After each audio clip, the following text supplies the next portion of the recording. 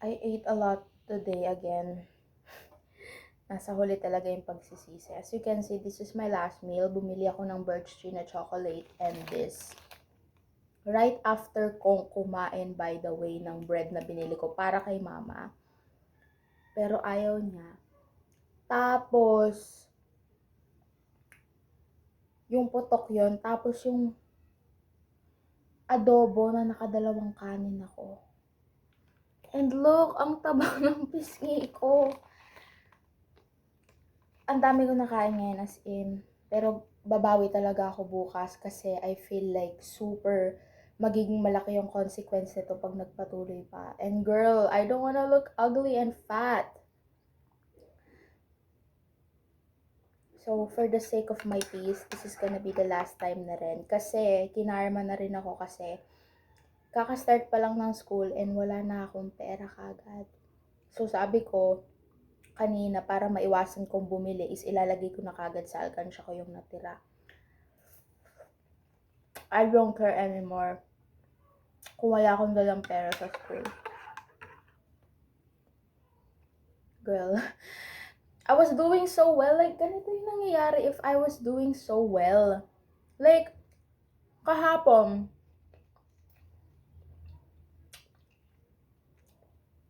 ang ganda ng flow. Like, ang tagal ko nag-fast noon.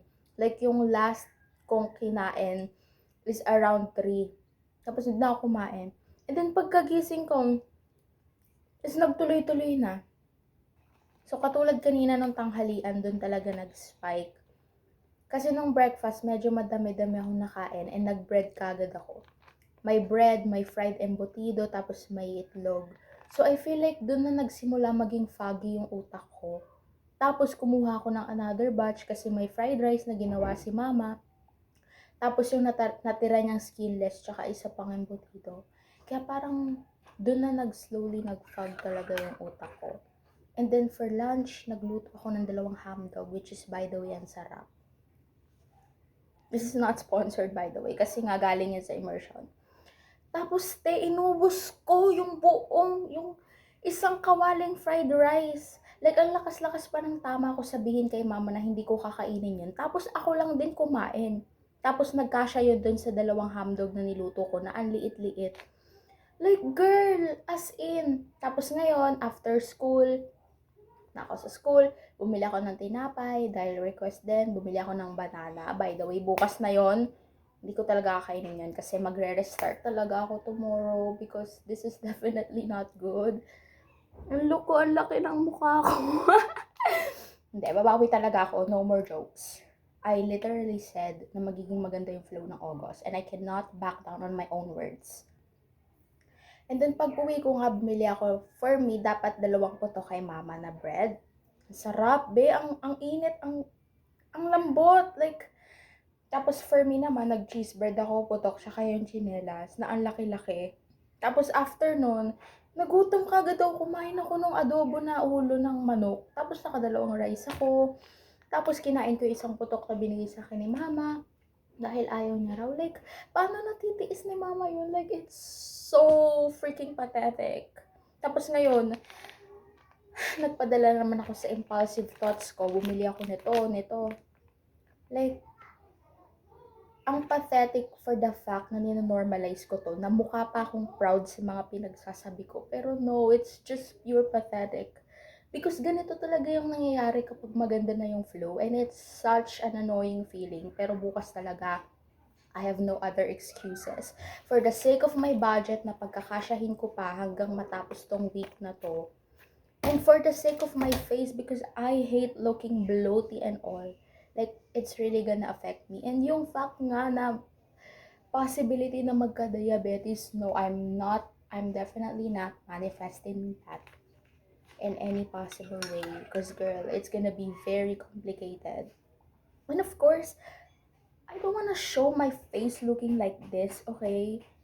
You can bash me all you want, but I don't wanna look fat and pathetic. Because I was already being so proud sa achievement ko. Tapos, kaya bukas talaga, this video is gonna be my proof na I will go back to being consistent. I will be very calm.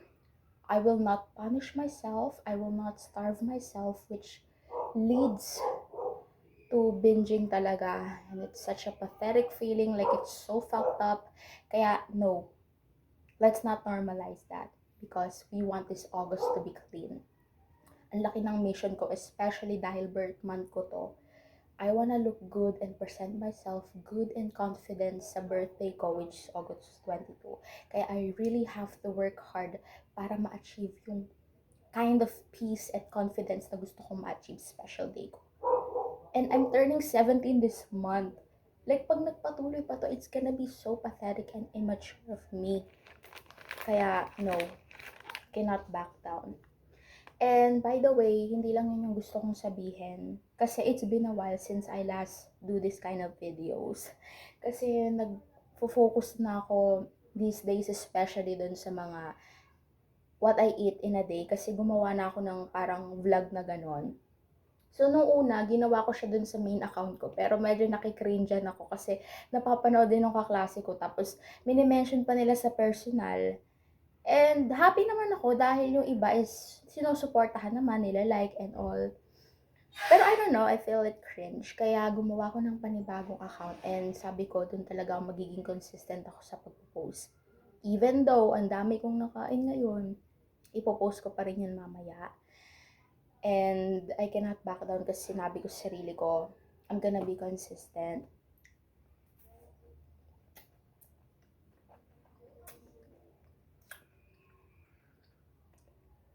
Bukas dun talaga, babawasan ko na to mga processed foods na to. Like, I know, they're not that bad as long as they, in my calorie deficit. Pero no pa rin.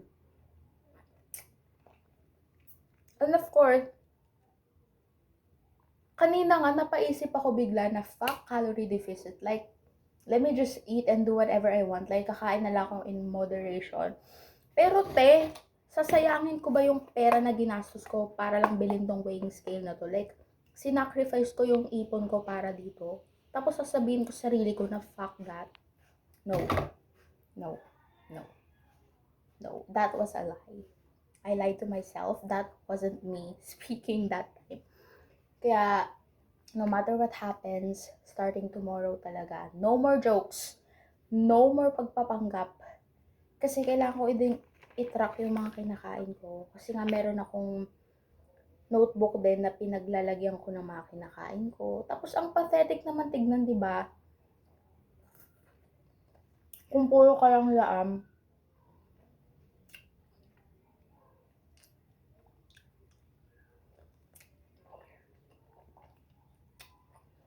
Kaya ayun mo.